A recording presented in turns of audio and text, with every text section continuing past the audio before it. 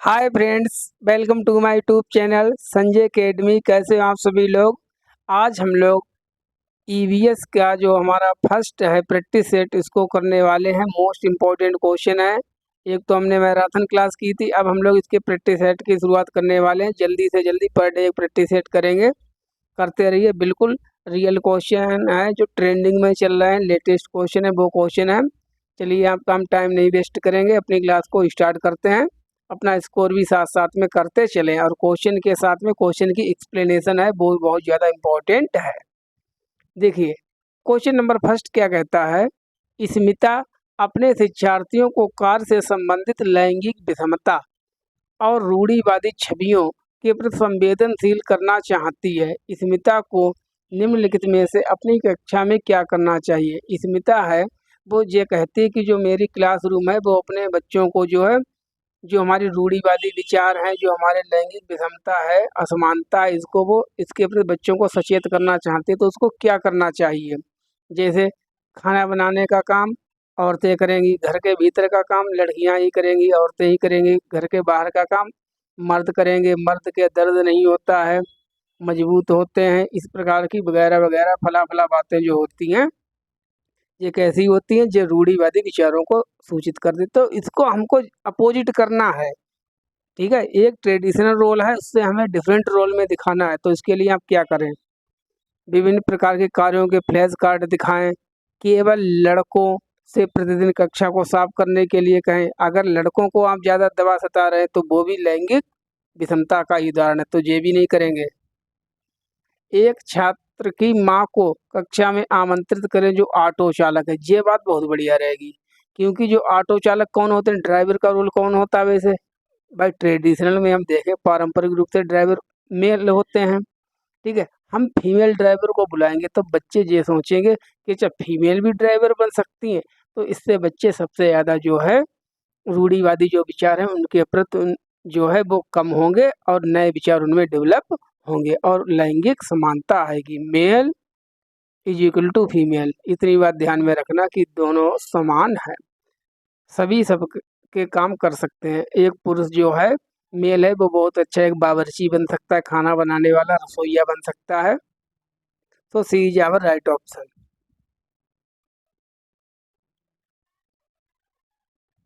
Second, पर्यावरण अध्ययन के शिक्षक के द्वारा बच्चों को जानवरों का अवलोकन और उनका चित्र बनाने को प्रेरित करने का उद्देश्य है। ऐसा क्यों करवा रहा है अध्यापक, बताइए। बच्चों में सृजनात्मकता का विकास करना, बच्चों में अवलोकन और रचना कौशलों का विकास करना, बच्चों में सौंदर्यगत संवेदना का विकास करना। किस चीज़ के लिए जो है टीचर है, वो ईवीएस के अध्ययन में बच्चों से जानवरों के चित्र बनवा रहा है। इसके पीछे क्या उसका मुख्य उद्देश्य हो सकता है। तो देखिए, जो इनमें है वो तीनों चीज़ें हैं। जब बच्चे अपने हाथ से कोई चीज़ करेंगे, काम करेंगे, तो उनमें क्रिएटिविटी का भी डेवलपमेंट होगा, और वो अवलोकन भी करेंगे, और जो है वो प्राकृतिक जो सौंदर्य है सब, उसके प्रति वो संवेदनशील हो पाएंगे। इसलिए इसमें जो है तीनों सही है, A B C. So B is our right option. Third, NCF 2005 के अनुसार निम्नलिखित में से क्या प्राथमिक स्तर पर पर्यावरण अध्ययन शिक्षण का उद्देश्य नहीं है। पकड़ लो क्वेश्चन, पूंछ से पकड़ा करो क्वेश्चन, पीछे से जो नकारात्मक क्वेश्चन है। देखिए, जिसने भी एनसीएफ की क्लास नहीं देखी है, प्लीज एनसीएफ की क्लास देख लीजिए। 10 से 12 क्वेश्चन आपके तैयार हैं, होने वाले हैं, उससे ज़्यादा भी आ सकते हैं। तो एनसीएफ बहुत ज़्यादा मोस्ट इंपॉर्टेंट है, इससे डायरेक्ट क्वेश्चन पूछे जाते हैं। जैसे जो क्वेश्चन है एनसीएफ पर बेस्ड, कौन सा उद्देश्य नहीं होगा, बताइए एनसीएफ के अनुसार। प्राकृतिक, सांस्कृतिक व सामाजिक पर्यावरण के बीच संबंधों को पहचानने व समझने में बच्चों को प्रशिक्षित करना, बिल्कुल सही है, ये उद्देश्य है। पर्यावरणीय समझ के द्वारा बच्चों में सटीक संख्यात्मक कौशल का विकास करना, विशेषता प्राकृतिक पर्यावरण के प्रति बच्चों की जिज्ञासा एवं सृजनात्मकता को बढ़ावा देना, अवलोकन, वर्गीकरण, निष्कर्ष निकालने आदि प्रक्रियाओं के माध्यम से बुनियादी संज्ञानात्मक और गत्यात्मक कौशल प्राप्त करने के लिए खोजबीन, से जुड़े हाथों से करने वाले कार्यों में बच्चों को संलग्न करना, ये तो सब सही है। तो इसमें देखिए सटीक वर्ड आ गया, ये गलत हो गया। हमको बिल्कुल अभी बच्चों को प्राथमिक स्तर के बच्चे छोटे हैं, वो गलतियां करेंगे, ऐसा नहीं है। कोई भी काम जो है बच्चे बिल्कुल सटीक प्रकार से, सही प्रकार से करने लगे। तो सटीक वर्ड ने इसको गलत कर दिया, जो गलत है वो ही सही है। So B is our right option.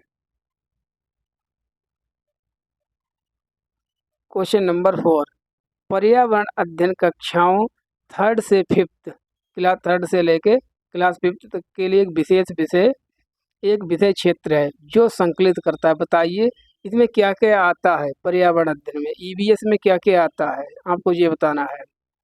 विज्ञान और सामाजिक विज्ञान की अवधारणाओं और मुद्दों को रखा गया है। पर्यावरणीय शिक्षा और विज्ञान की अवधारणाओं और मुद्दों को रखा गया है। विज्ञान की अवधारणाओं और मुद्दों को रखा गया। पर्यावरण शिक्षा, सामाजिक अध्ययन और विज्ञान की अवधारणा और मुद्दों को रखा गया है। तो देखिए जो ईवीएस है उसमें क्या है, एसएसटी भी है, ठीक है, और विज्ञान की अवधारणाएं भी है, और हमारे सोसाइटी के जो मुद्दे हैं वो भी इसमें शामिल है, और इनको इंटीग्रेटेड अप्रोच करके पढ़ाया जाता है। एकीकृत विषय के माध्यम से ईवीएस को क्लास 3rd से लेकर क्लास 5th तक पढ़ाया जाता है, कोई अलग सब्जेक्ट के रूप में नहीं पढ़ाया जाता है। तब D is our right option. ये इंटीग्रेटेड है, ईवीएस मतलब जो है वो इंटीग्रेटेड, इसमें सभी सब्जेक्टों को जोड़कर पढ़ाया जाता है। ऐसा नहीं है इतिहास, भूगोल या सामाजिक विज्ञान सभी को अलग अलग करके पढ़ाया जाता है। 3rd से 5th तक सभी को इंटीग्रेट करके इसका नाम रख दिया ईवीएस, इन्वायरमेंटल स्टडीज। एक बार इसकी फुल फॉर्म ही पूछ रही थी, ईवीएस की फुल फॉर्म।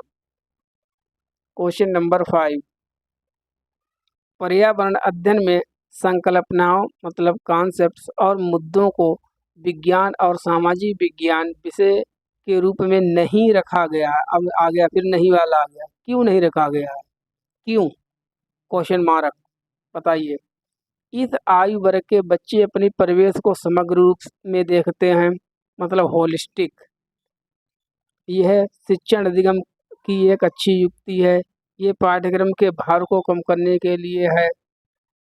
सीबीएसई के द्वारा पर्यावरण अध्ययन के पाठ्यक्रम को इसी प्रकार से निर्धारित किया गया। इसमें 3 सही होंगे, एक गलत होगा। जो गलत होगा वही हमको छांटना है। बताइए क्या होगा। पर्यावरण अध्ययन में संकल्पना मतलब कॉन्सेप्ट्स और जो इशूज है, मुद्दों को विज्ञान और सामाजिक विज्ञान के रूप में क्यों नहीं अलग किया गया है, सभी को होलिस्टिक क्यों करके रखा गया है। इस आयु वर्ग के एक अच्छी युक्ति है। ध्यान लगाइए थोड़ा क्वेश्चन पर। यह पाठ्यक्रम के भार को कम करने के लिए है। सीबीएसई के द्वारा पर्यावरण अध्ययन के पाठ्यक्रम को इसी प्रकार से इस आयु वर्ग के बच्चे समग्र रूप में देखते हैं। सही नहीं है, कौन सा सही नहीं है। सीबीएसई के पर्यावरण अध्ययन के पाठ्यक्रम को इसी प्रकार से निर्धारित किया गया है, पाठ्यक्रम के भार को कम करने के लिए है। चलिए इस क्वेश्चन पर स्टार कर लेते हैं, गलत नहीं पढ़ेंगे। इसको जो नेक्स्ट हम प्रैक्टिस सेट करेंगे उसमें मैं आपको बता दूंगा। मुझे तो क्वेश्चन में कहीं पर मिस्टेक लग रही है। नेक्स्ट आप लोग बताएं प्लीज कमेंट करके कि इसका आंसर क्या हो सकता है, नहीं तो हम बता देंगे, ठीक है। निम्नलिखित में से क्या एक पर्यावरण अध्ययन में विज्ञान की रचना में बहुत ही महत्वपूर्ण है। कौन सी चीज महत्वपूर्ण है इन्वायरमेंटल स्टडीज के लिए। बच्चों की सक्रिय भागीदारी, बिल्कुल। बच्चों के ज्ञान को शिक्षक के ज्ञान से जोड़ा। देखो घुमा फिरा रहा है क्वेश्चन, जिसने जल्दी में पढ़ा वो सही कर देगा। बच्चों के ज्ञान को शिक्षक के ज्ञान से जोड़ा, शिक्षक के ज्ञान नहीं, बाहर की दुनिया से जोड़ना है, बच्चे के ज्ञान को जोड़ना है, तो ये गलत हो गया। पर्यावरण अध्ययन को कक्षा की 4 दीवारी से बाहर सिखाना, ये भी सही है। बच्चों के स्थानीय ज्ञान को विद्यालय के ज्ञान से संबंधित करना, ये भी सही है। तो बी वाला गलत है। बी कहाँ है, बी तो कहीं है नहीं। बहुत ही महत्वपूर्ण है, तो A C D, D is our right option. B तो है ही नहीं और बी गलत भी है, ठीक है। क्वेश्चन नंबर 7, निम्नलिखित में से कौन पर्यावरण अध्ययन का उद्देश्य नहीं है? बताइए इसमें कौन सा पर्यावरण अध्ययन का उद्देश्य नहीं है? 3 हैं। परिवेशीय मुद्दों पर जागरूकता का विकास करना, बिल्कुल सही। बच्चों को स्वयं अपने हाथ से कार्य करने और खोजने की क्रियाकलापों से जोड़ना, ये भी सही है। बच्चे को पाठ्य पुस्तक की परिभाषाएं प्रदान करने के लिए प्रोत्साहित करना, नहीं, परिभाषाएं हमको बच्चों के लिए जो है याद नहीं करानी है, वो डिस्करेज करना, जबकि जिसमें कह रहा है कि हमको याद करानी, तो नहीं है, जो नहीं है वही सही है। तो C is our right option.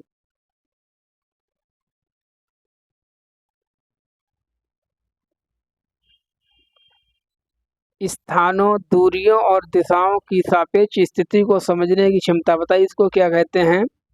दिशात्मक कौशल, चित्रण कौशल, स्थितीय कौशल, ग्राफिकल कौशल। तो देखिए स्थानों को, जो आपने मैप देखा होगा, मैप में ऐसे 4 दिशाएं होती, नॉर्थ, साउथ, ईस्ट, वेस्ट, 4 दिशाएं होती हैं। तो स्थानों, दूरियों, दिशाओं की सापेक्ष स्थिति, जो रिलेटिव पोजीशन होती है, उसको समझने की जो क्षमता होती है, उसको हम कहते हैं दिशात्मक कौशल। ठीक है, directional skills. So A is our right option.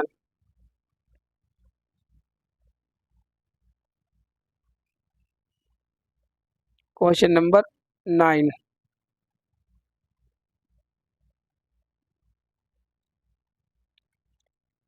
EVS शिक्षण अधिगम में कक्षा में प्राप्त अधिगम को विद्यालय के बाहर के जीवन से जोड़ने और इसे समृद्ध करने का तात्पर्य, इसका मतलब क्या है? आपने पढ़ा होगा बच्चों के जीवन से जोड़कर पढ़ाना चीज़ों को, ठीक है, और हम कहते हैं समृद्ध परिवेश की बात करते, तो इसका मतलब क्या है? लो यहीं से क्वेश्चन बना दिया।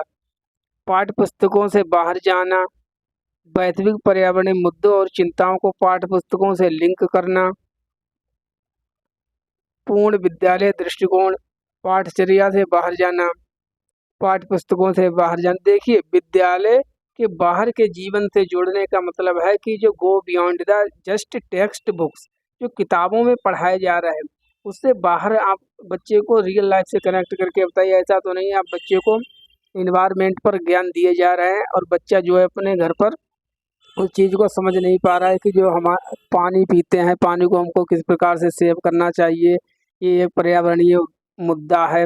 अगर वो इस चीज़ को समझ रहा है तो समझिए उसके जो है वो रियल लाइफ से कनेक्ट होकर पढ़ रहा है, इसका यही मतलब होता है। So A is our right option. ये बी लग रहा होगा आपको, ये बी सही नहीं है, ठीक है, केवल भावनाओं में बहने वाला क्वेश्चन है, ए इसमें सही है।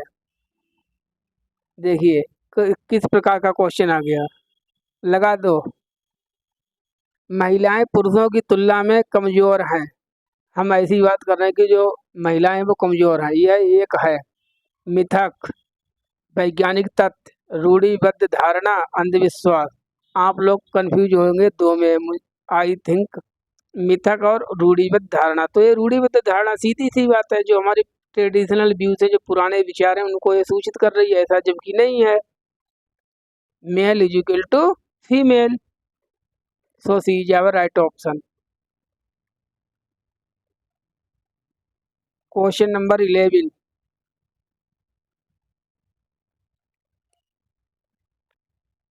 कक्षा 4 की एक शिक्षिका ने अपने विद्यार्थियों से कहा, कुछ वयोवृद्ध लोगों से ये पूछे कि जब वे जवान थे तो क्या उन्होंने कुछ ऐसे पौधे देखे जो आजकल नहीं दिखाई देते। मतलब कहने की जैसे अपने घर में दादा दादी, नाना नानी या पास पड़ोस में जो भी बुजुर्ग लोग हैं उनसे ये पूछो कि जब आप लोग छोटे थे या आप जवान थे तब और किस किस प्रकार के जो पेड़ पौधे उसमें होते थे जो अब नहीं रह गए हैं।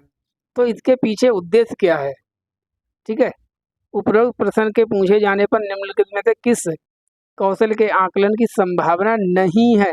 3 की तो संभावना होगी, 1 की संभावना नहीं होगी। तो जिसकी संभावना नहीं है वो ही हमको चूज करना है। अगर नहीं वर्ड को नहीं पढ़ा तो पूरा क्वेश्चन गलत। चर्चा, अभिव्यक्ति, देखिए जब पूछेंगे तो चर्चा तो होगी, जब बच्चा अपने बुजुर्ग से पूछेगा अपनी बात को भी कहेगा, व्यक्त करेगा, प्रश्न भी पूछेगा कि ऐसा क्यों नहीं, लेकिन प्रयोग का इससे कोई संबंध नहीं है। आकलन की संभावना नहीं है, किसके आकलन की? प्रयोग, प्रयोग के आकलन की संभावना नहीं है, जो नहीं है वो ही गलत है। So D is our right option. Question number 12, दिए गए प्रश्न को ध्यान से पढ़िए। अच्छा, क्या आपने अपने घर या स्कूल के आसपास जानवर देखे हैं जिनके छोटे बच्चे हैं? अपनी नोटबुक में उनके नाम लिखिए। इस प्रश्न के माध्यम से किस प्रक्रमण कौशल का आकलन किया गया, बताइए। ऐसा क्यों, इससे क्या बच्चों का आकलन आप करना चाह रहे हैं? आप सीधी सी बात है बच्चों से कह रहे हैं कि क्या आपने घर परिवार में पास पड़ोस में कोई जानवर देखे हैं जिनके छोटे बच्चे होते हैं? अवलोकन, रिकॉर्डिंग, वर्गीकरण, चर्चा, परिकल्पना एवं प्रयोग, न्याय के लिए सरोकार। तो देखिए इसका जो आंसर होगा वो अवलोकन, रिकॉर्डिंग। सीधी सी बात है, हम अवलोकन करेंगे, देखेंगे, ऑब्जर्वेशन करेंगे और उनको अपनी कॉपी में नोट डाउन कर लेंगे। So A is our right option. Question number 13, कक्षा 5 की शिक्षिका एक एल्युमिनियम फाइल लेती है मतलब, और पानी में डाल देती है और दिखाती है कि वह ऊपर तैरता है। फिर वह फाइल को मरोड़ कर जोर से दबाती, निचोड़ती है और फिर से पानी में डालती है तथा शिक्षार्थियों को दिखाती है कि वह डूब जाता है। बाद में वह शिक्षार्थियों को यह सोचने और कारण देने के लिए कहती है कि ऐसा क्यों हुआ। इस प्रश्न का उत्तर देने में निम्नलिखित में से कौन सा प्रक्रमण कौशल का प्रयोग किया जाएगा? मतलब सीधी सी बात यह है कि एक टीचर है, अध्यापिका है, वो बच्चों को एक एल्युमिनियम की फाइल लेती है, ठीक है, अपने हाथ में एक एल्युमिनियम की फाइल लाती है और पानी में डाल देती है। जैसे जे समझ लेते हैं, तो जैसे जे है जिसमें पानी भरा है, मान लीजिए इसमें क्या है, पानी भरा है। वो लेके आई एल्युमिनियम की फाइल, उसने इसमें डाल दी। एल्युमिनियम की फाइल जो है तैरती रहती है, इसमें डूबती नहीं है। फिर वो क्या काम करती है, फिर वह फाइल को मरोड़ कर जोर से दबाती, निचोड़ती है, फिर से पानी में डालती है। फिर वो क्या करती, तैरती तो रही थी, फिर वो उसको निचोड़ देती है और फिर वो पानी में डालती है। इसके बाद क्या होता है कि जो फाइल जो होती है वो डूब जाती है। अब की डूब गई फाइल, तो वो क्या करना चाह रही, क्या बच्चों को अपना सिखाना चाह रही है, बताइए। मापन, वर्गीकरण, परिकल्पना, अवलोकन। तो बच्चों को वो ऐसा करके दिखा रही है। अब बच्चे जो है कौन सा कौशल, किस कौशल का प्रयोग किया जाएगा? तो बच्चे जो हैं अवलोकन कौशल उनमें विकसित होगा। अवलोकन, परिकल्पना कौशल, ठीक है। बच्चों में हाइपोथेसिस जो कौशल होगा वो विकसित होगा कि ऐसा क्या कारण रहा होगा कि पहले तो नहीं डूबी फाइल, बाद में क्यों डूब गई। तो बच्चों के अंदर एक कल्पना डेवलप होगी, एक इमेजिनेशन का विचार विकसित होगा। So B is our right option.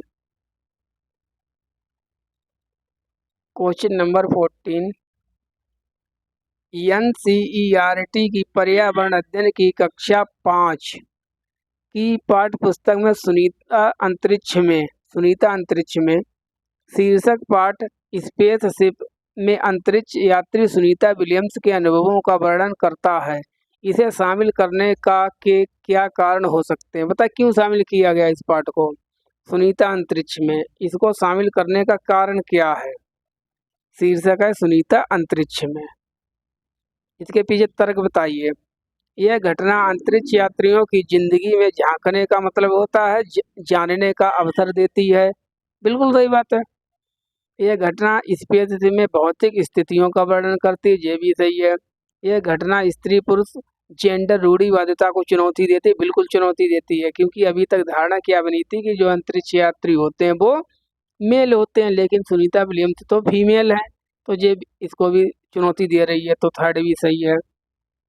यह घटना गुरुत्वाकर्षण की अवधारणा को समझने में मदद करती है। भाई अंतरिक्ष का गुरुत्वाकर्षण से क्या मतलब, तो ये तो गलत हो गया।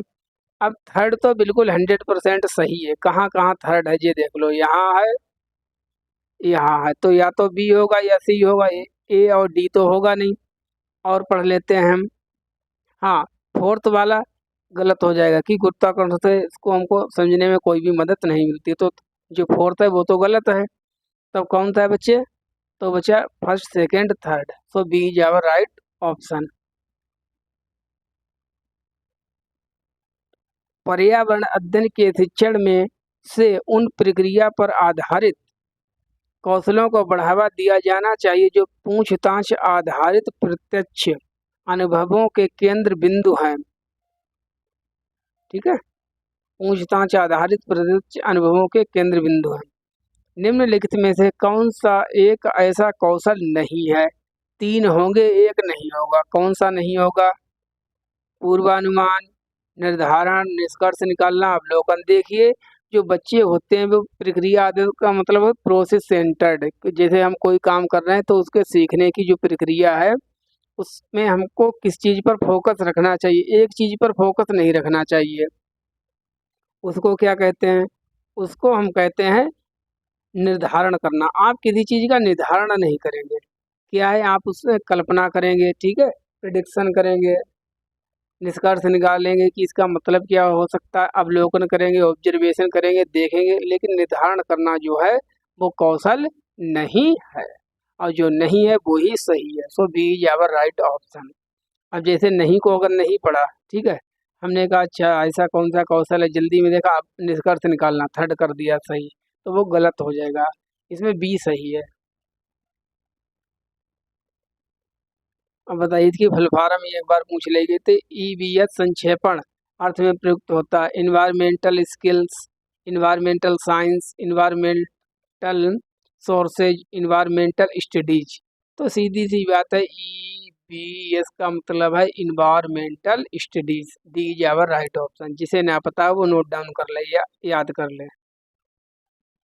चलिए आराम से आगे चलते हैं। Question number 17। निम्नलिखित में से कौन सा प्राथमिक स्तर पर पर्यावरण अध्ययन के शिक्षण का उद्देश्य नहीं है? आज नहीं वाले क्वेश्चन बहुत है। मतलब हम जो प्राइमरी लेवल पर जो ईवीएस को पढ़ाते हैं उसका कौन सा उद्देश्य नहीं होना चाहिए? कक्षा कक्ष में होने वाले अधिगम को विद्यालय के बाहर की दुनिया से जोड़ना, सही बात है। ये तो जो एनसीएफ 2005 है उसका एक सिद्धांत ही है। शिक्षक कक्षा कक्ष में कड़े अनुशासन को सुनिश्चित करे, नहीं, अनुशासन नहीं, उसमें भी कड़े अनुशासन, इसलिए ये गलत हो गया। क्योंकि हमको पनिशमेंट बच्चों को नहीं देना है किसी भी प्रकार से, ना तो शारीरिक ना ही मानसिक। इसके लिए आपको जेल हो सकती है, तो नहीं है, इसीलिए ये गलत है। जो गलत है वही सही है। So B is our right option. आगे पढ़ने की कोई ज़रूरत नहीं है, 3 ऑप्शन सही होने वाले हैं। अब इस क्वेश्चन के पीछे मेरे कराने का मतलब पता क्या था? आपको सिखाना कि जहाँ पर विद्यालय को बाहर के अधिगम से जोड़ने की बात की जाए दुनिया से, वो सही होगा हमेशा। ये 3 सिद्धांत हैं। वैसे तो एनसीएफ 2005 जो है वो 5 सिद्धांतों पर आधारित है, तो उन सिद्धांतों को मुझे रिवाइज कराना था, इसलिए इस क्वेश्चन को लाना पड़ा। Question number 18। कक्षा 5 की पर्यावरण अध्ययन की पाठ्य पुस्तक में एक पाठ में सर्वेक्षण और लेखन, क्या क्या है भाई? सर्वेक्षण और लेखन, सर्वेक्षण और लेखन पर एक भाग का मुख्य उद्देश्य है। बताइए इसका उद्देश्य क्या होगा? इस सर्वेक्षण और लेखन क्या, सर्वे और राइटिंग का? शिक्षार्थियों की सामान्य जानकारी का आकलन करना, शिक्षार्थियों को अवसर उपलब्ध कराना कि वे चीज़ों को खोजें और सीखें। देखिए, जहाँ पर खोजने की बात की जा रही हो, बच्चे की पार्टिसिपेशन की बात की जा रही हो, बच्चे की संलग्नता की बात की जा रही, इंगेजमेंट ऑफ द चाइल्ड की बात की जा रही, वो ऑप्शन हमेशा 100% सही होता है। तो ये ही सही होगा। आगे आपको पढ़ने की ज़रूरत भी नहीं है, वैसे पढ़ लेना, ठीक है। तो B is our right option. इससे आपका टाइम बचेगा। Question number 19। कक्षा 5 की ईवीएस की पाठ्य पुस्तक के किसी पाठ में कोई चैप्टर है, उसमें लिखा सोचिए और चर्चा कीजिए, ऐसे करके शीर्षक दिया है, सोचिए और चर्चा कीजिए। भाग में नीचे दिया गया कथन लिखा है, इसमें एक कथन भी लिखा है, स्टेटमेंट लिखा है, क्या है? यदि आपके गांव अथवा शहर में 1 सप्ताह तक पेट्रोल अथवा डीजल ना हो तो क्या होगा? बताइए। आप बच्चों से कह रहे हैं कि अगर बताइए हमारे गांव में 1 सप्ताह तक बिल्कुल पेट्रोल की सप्लाई बंद कर दी जाए तो हम लोग कैसे रह पाएंगे, क्या करेंगे? इस कथन का मुख्य उद्देश्य क्या है? तो हम ये ऐसे कथन को क्यों रखा गया है, इसका मेन पर्पज क्या है हमारा? छात्रों को तेल के न्याय संगत उपयोग के बारे में संवेदनशील बनाना। नहीं, उद्देश्य है, मुख्य उद्देश्य नहीं है। छात्रों को पेट्रोल डीजल के स्रोतों के बारे में मूल्यांकन। वास्तविक जीवन की चिंताओं को समझने हेतु कल्पना, इमेजिनेशन और सोचने विचारने की कुशलता को बढ़ावा देना। जहाँ पर वास्तविक जीवन मिल जाए वो सही है। प्लीज़ जिसने भी एनसीएफ की क्लास ना देखी वो देख ले जाके। मोस्ट इम्पॉर्टेंट, अगर एनसीएफ आपने कर ली तब ये सब क्वेश्चन आप धुआं धुआं करके उड़ा देंगे। एनसीएफ के ऊपर 2 क्लासें बनी हुई है, एक में तो थ्योरी कराई है, एक में प्रैक्टिस कराई है। एक और क्लास है जिसमें इंटीग्रेटेड है, जिसमें थ्योरी प्लस प्रैक्टिस दोनों है। तो कोई भी आप क्लास कर ले जाके, ये सब एनसीएफ से ही क्वेश्चन आ रहे हैं, क्योंकि एनसीएफ नींव है। एनसीएफ क्या है? बिल्डिंग की नींव है। एनसीएफ के ऊपर ही ये सीटेट को बनाया गया, रखा गया है। क्वेश्चन नंबर 20 क्या है भाई हमारा? प्राथमिक स्तर की ईवीएस की पाठचर्या को शुद्ध विज्ञान और सामाजिक विज्ञान की संकल्पनाओं को सम्मिलित करके विकसित किया गया है। ऐसा करने का मुख्य उद्देश्य है, बताइए क्या उद्देश्य है? कि जो ईवीएस है, ईवीएस का जो सिलेबस है, क्यूरिकुलम है, उसमें साइंस है और सामाजिक विज्ञान है, तो एसएसटी है। ये कॉन्सेप्ट को जो है मिलाकर बनाया गया। EVS is equal to SST plus science. ठीक है, तो ऐसा क्यों किया गया है? इसका उद्देश्य क्या है? शिक्षार्थी को पर्यावरण को साकल्यवादी ढंग से देखने योग्य बनाना, पढ़ाई के विषयों की संख्या को कम करना, एक उद्देश्य है ये भी। ठीक है, विद्यार्थियों के बस्ते का बोझ कम करना, ये भी उद्देश्य है, सही है। विषय अध्यापकों की आवश्यकता को कम करना, ये तो गलत है। देखिए, साकल्यवादी समझ लीजिए, साकल्यवादी का मतलब होता है इंटीग्रेटेड होलिस्टिक अप्रोच। बच्चे जब अपने समाज में देखें, पर्यावरण में, जैसे उन्होंने नदी देखी, ठीक है, पर्वत पठार है, कुछ भी है, तो वो ये ना समझे कि ये ईवीएस में आएगा, सॉरी ये हमारे जियोग्राफी में आएगा, जो किस में आएगा, तो ये किस में आएगा कि एसएसटी में आएगा, जियोग्राफी, वो अलग अलग प्रकार की, ये साइंस का चैप्टर है। कुल मिला के बच्चे जो हैं किसी भी चीज़ को समग्रतावादी दृष्टिकोण से देखें, इसलिए इस चीज़ को कंबाइन किया गया है, यही इसका मुख्य उद्देश्य है। So A is our right option.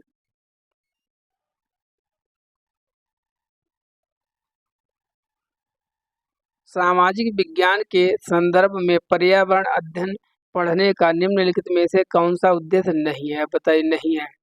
3 उद्देश्य होंगे, एक उद्देश्य नहीं होगा पर्यावरण में पढ़ने के पीछे। इसे बच्चों को मुख्य शब्दावली की सही परिभाषा याद कराने योग्य बनाना। नहीं, देखो, परिभाषाओं को याद कराने की बात जहाँ पर कही जा रही है, रट्टे लगवा कर याद कराने की बात की जा रही है, वो चीज़ हमेशा गलत होती है, वो उद्देश्य हो ही नहीं सकता है। तो हमें पहले में ही ऑप्शन मिल गया, पहला ही हमारा सही है, ये गलत है। जो गलत होगा वही सही होगा, क्योंकि क्वेश्चन कैसा है? निगेटिव है। तो ये आवर राइट ऑप्शन, हमको आगे पढ़ने की ज़रूरत भी नहीं। इस प्रकार से आप अपना एग्जाम में टाइम जो है सेव कर सकते हैं।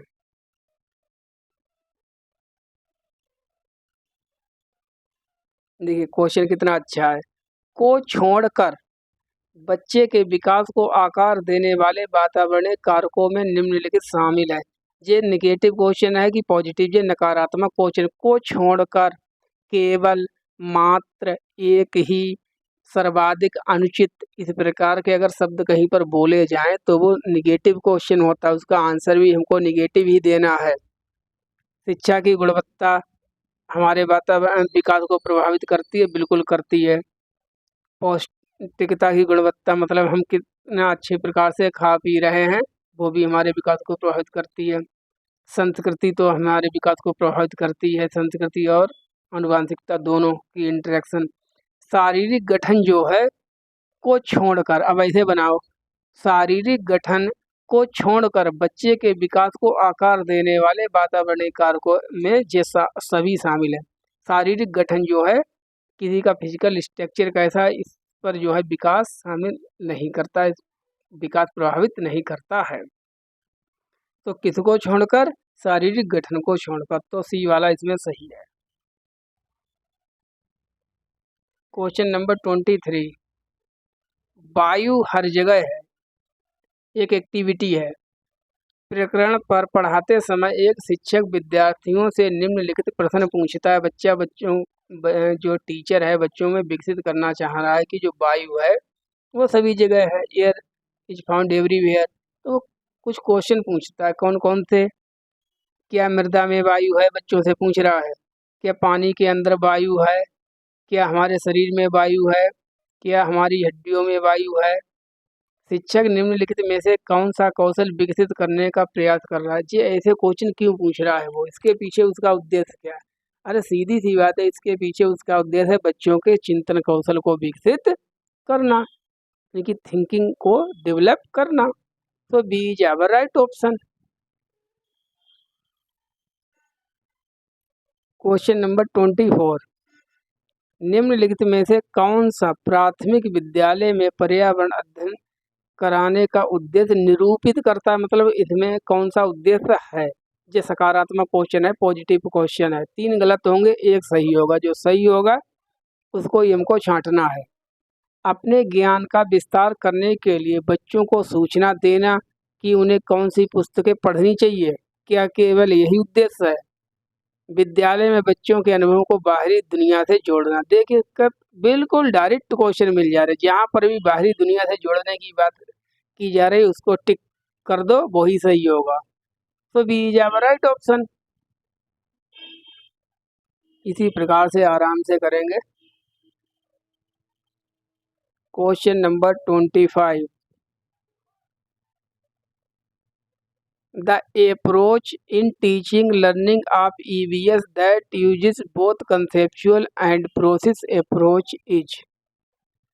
ईवीएस के शिक्षण अधिगम का वह उपागम जो संप्रत्यय और प्रक्रिया उपागम दोनों का उपयोग करता है वह है। बताइए इसको कौन सा अप्रोच कहते हैं? मतलब जिसमें ईवीएस में कंसेप्चुअल और प्रोसेस अप्रोच दोनों का प्रयोग करके पढ़ाया जा रहा है, इसको हम कहते हैं, ऊपर हमने चर्चा भी की थी इसको, इंटीग्रेटेड अप्रोच, समाकलित उपागम, जिसमें जो है संप्रत्यय और प्रक्रिया उपागम दोनों का उपयोग किया जाता है। अब बाइलिंगुअल क्वेश्चन चलेंगे आपके जो, which of the following is not an appropriate approach to teach EVS. निम्नलिखित में से कौन सा जो है वो पर्यावरण शिक्षण का उपागम नहीं है? कौन सा नहीं है? रोल प्ले बिल्कुल है, सर्वे भी है, फील्ड ट्रिप भी है, इंटरेक्शन थ्रू टीचर, इंटरेक्शन, ठीक है, शिक्षक के द्वारा निर्देश दिया जाना, यह जो है उपागम नहीं होता है। डायलॉगिक टीचिंग, संवादात्मक शिक्षण, ये तो है ही, बिल्कुल है। तो कौन सा नहीं है? नहीं वाला हमको बताना है, तो कौन सा नहीं है? डी वाला नहीं है। So A is our right option.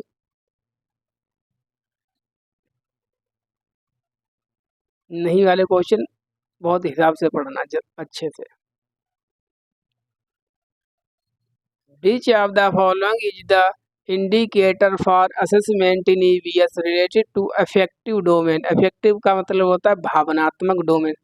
हमारे बेंजामिन ब्लूम ने 3 डोमेन बताए हैं भाई, अफेक्टिव, साइकोमोटर, ठीक है, और कौन से होते हैं? अफेक्टिव, साइकोमोटर, रुक जाइए, CAP, कोग्नेटिव। ऐसे भूल जाओ, देखिए हम भी अभी मिस कर गए थे, लेकिन हमको ट्रिक पता थी, कैप करके याद कर लेना। अफेक्टिव, साइकोमोटर, कोग्नेटिव 3 होते हैं, भावनात्मक, क्रियात्मक और संज्ञानात्मक। तो बताइए भावनाएं किसमें प्रभावित होंगी?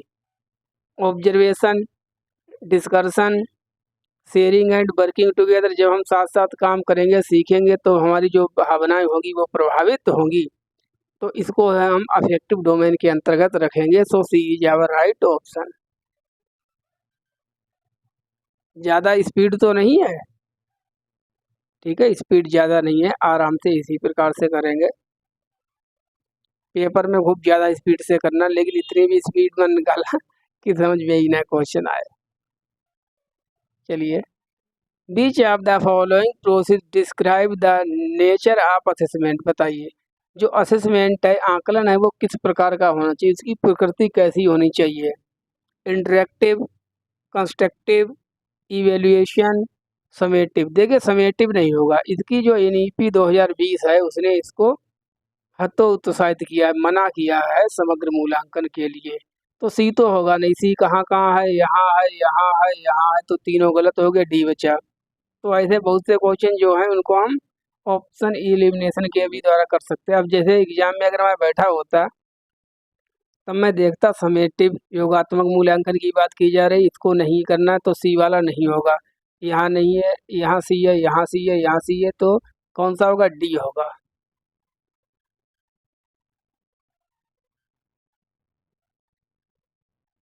Question number 29, in the process of teaching learning of EVS which of the following is developed among learners. बच्चों में हमको किस चीज़ का विकास करना है, किसके माध्यम से, ईवीएस के माध्यम से।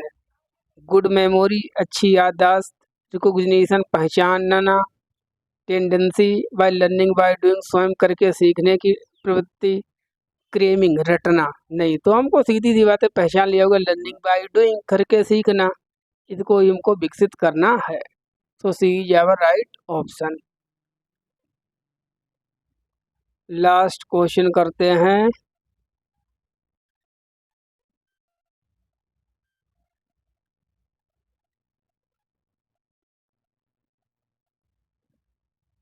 Which of the following objective is the most important for EVS subject. बताइए जो ईवीएस सब्जेक्ट है इसके लिए कौन सा जो है वो सबसे ज़्यादा इम्पोर्टेंट है subject.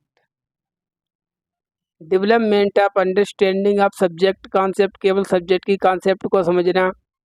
Development of understanding of practical activity, प्रायोगिक गतिविधियों की समझ का विकास। Development of abilities of observation, inquiry and logic and conclusion. बस यही सही होगा, क्योंकि जहाँ पर इंक्वायरी की बात की जा रही, खोजने की बात की जा रही, ऑब्जर्वेशन की बात की जा रही, लॉजिक की बात की जा रही है, वही चीज़ हमारी सही होती है सबसे ज़्यादा। तो C is our right option. चलिए अपनी क्लास को यहीं पर कंप्लीट करते हैं, मिलते हैं नेक्स्ट क्लास में। भाई सभी लोग बहुत अच्छे से तैयारी करते रहिए आराम से। अब आपका पेपर होने में 10 दिन भी नहीं बचे हैं। Thank you for watching. Class को शेयर कर दिया करें, चैनल को सब्सक्राइब कर लें और लोगों से भी करवाएं। Thank you for watching. इस चीज़ से हमको बहुत मोटिवेशन मिलता है और काम करने की ऊर्जा आती है। ठीक है, थैंक यू फॉर वाचिंग।